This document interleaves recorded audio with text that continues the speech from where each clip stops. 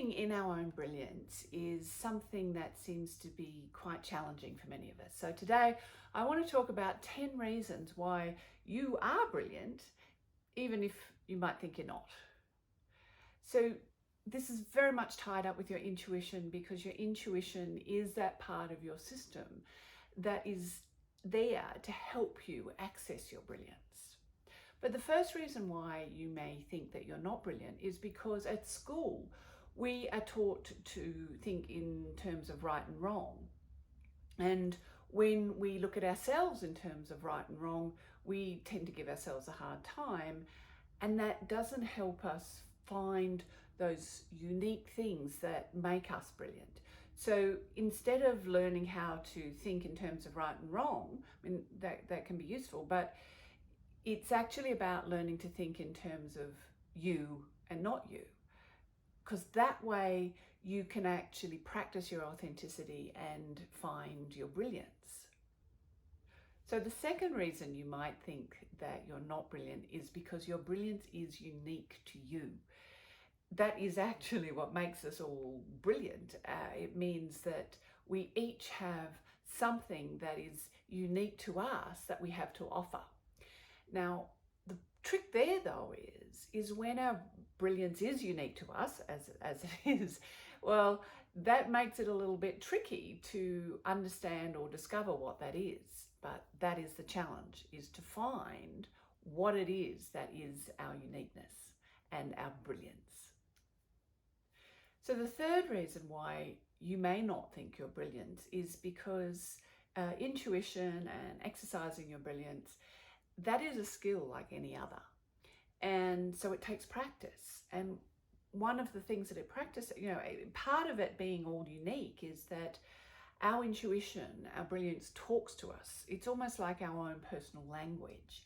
And so it takes practice to learn to hear that language and to understand that, what is often described as that still quiet voice within. It takes a while for that to talk to us. I'll talk in a later video some of the different ways that our intuition, our brilliance can talk to us, but it's the unique nature of the way that our brilliance talks to us that sometimes can make it hard to recognize. The fourth reason why sometimes it can be hard to understand that we are brilliant is because our brilliance actually has two parts. It has the inside part and the outside part. The problem is we tend to expect to arrive just in one package. Now, the trick is though that with all creative processes, whether we're creating our own life or creating some new amazing thing, there's always these two primary parts to it. The first is getting clear on it in ourselves, and the second is then creating it in such a way that other people can understand what it is that we're offering, that other people can make use of it and see the value of it. And so understanding that it's not going to arrive in one complete package, that is one of the reasons why sometimes it's hard to understand our own brilliance. So the fifth reason why you may not think that you're brilliant is that the inside part needs to be nurtured. You need to be able to acknowledge yourself, and you need to be able to support yourself to allow that part of you to be nurtured and to grow. Now, some of us may have been lucky enough to have had that acknowledged by other people, but if you've never had that part of you acknowledged, it can sometimes be hard to recognize it, and it can also be hard to learn to acknowledge yourself, to nurture yourself, to allow that internal brilliance to be able to grow. So learning to nurture yourself is actually a process of also nurturing your brilliance. Now, the sixth reason why it can sometimes be hard to recognize our brilliance is because once we're clear on it on the inside, we need to express it on the outside.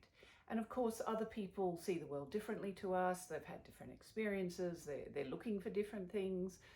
They've possibly even got different values.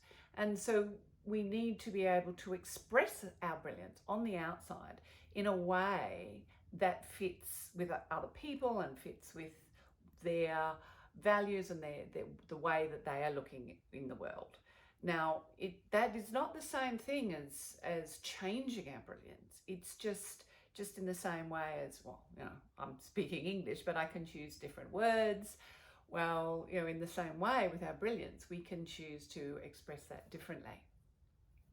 And it's actually learning the way to communicate or express our brilliance that also takes practice. So the seventh reason why sometimes it's hard to accept that we are brilliant is that because of the wrong way that we've tended to be brought up, because of the way that the inside and the outside part of our brilliance is different, a lot of us have ended up compartmentalising our life. Now, what I mean by that is there's work that we get paid for, and then there's being ourselves. It's the part of our life in which we get to be who we are.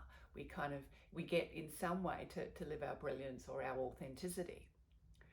And that gives our subconscious a very bad message. It's kind of saying to us, we're almost telling ourselves every day that we go to work that the thing that is valuable about me, the things that other people value about me, it's got nothing to do with my authenticity. It's got nothing to do with who I really am. And that's where our brilliance comes from. Our brilliance comes from who we really are. So we need to actually find a way to overcome that compartmentalisation, to start to integrate our lives. So the more that we can start to get to a point where we're actually what is being valued in the world. In fact, what we're, if you like, earning our money for is our authenticity, the easier it becomes to start to recognise our brilliance. And of course, one of the cool things about YouTubing and many of the creative processes these days is that it is becoming easier and easier. There's a pathway there now for many people to be able to express their authenticity, express their brilliance, and that be their income, that be their work, which is just great. That the eighth reason why it's sometimes hard to recognize our brilliance is, well, I've already mentioned it, is the fact that we often get paid for what other people value. There's very few of us who are in the lucky position that we don't have to work. Most of us do have to work in order to be able to pay the bills. And if what you're being paid for is actually what other people value, and we haven't yet got to be able to express our brilliance in such a way that other people value it, well, that kind of mismatch makes it very tricky to start to be able to acknowledge our brilliance. But we can overcome that. We can learn to work ourselves into a place where we can be paid for our brilliance. And when we do that, well, things have changed, and it becomes easier and easier then to live from our brilliance and to understand that, yes, we too are brilliant.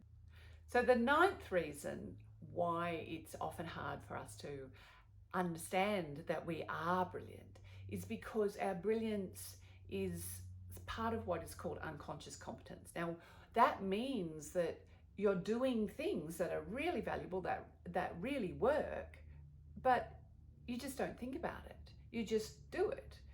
So if you think about things in your life that have just come to you really easily, or you don't think about it, you just do it. You just solve that problem, or create that new dish, or you fix that piece of furniture, whatever it is that you just do without thinking about it.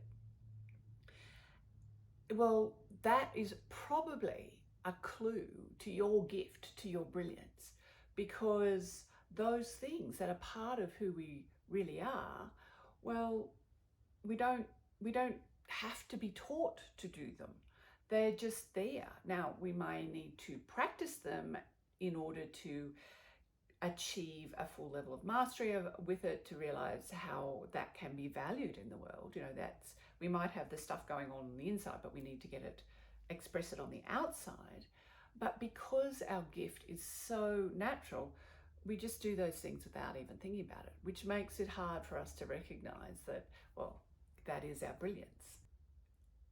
Which brings me to the 10th and final reason why you may think you're not brilliant, but you are.